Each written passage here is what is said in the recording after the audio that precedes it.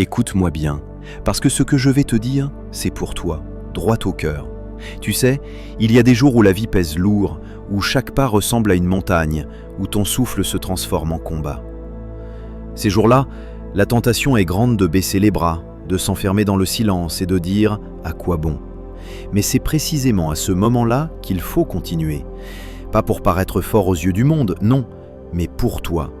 Parce que tant que tu bouges, tant que tu avances, même à la vitesse d'une tortue fatiguée, tu es vivant. Et vivre, c'est déjà une victoire. Regarde autour de toi.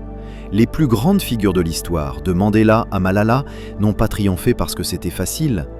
Ils ont avancé quand tout criait en eux d'abandonner.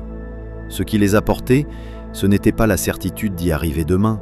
C'était ce mouvement constant, ce choix d'un pas de plus, encore et encore. Toi aussi, tu as cette force. Chaque souffle que tu prends est une preuve que tu es plus grand que ton désespoir. Chaque pas, aussi petit soit-il, allume une étoile dans ton ciel intérieur. Et ces étoiles s'additionnent pour éclairer ton chemin, même dans la nuit la plus noire. Alors je te donne un conseil simple. Bouge.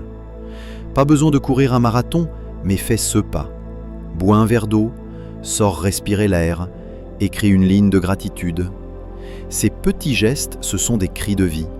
Et rappelle-toi, comme le disait Nietzsche, celui qui a un pourquoi peut endurer tous les comment. Ton pourquoi, c'est toi, ton existence, ta dignité, ton droit d'être ici. Alors retiens ceci, la vie ne te demande pas d'être parfait, seulement de continuer.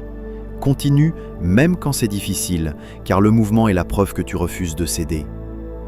Et sache-le profondément, tu n'es pas seul, tu es aimé.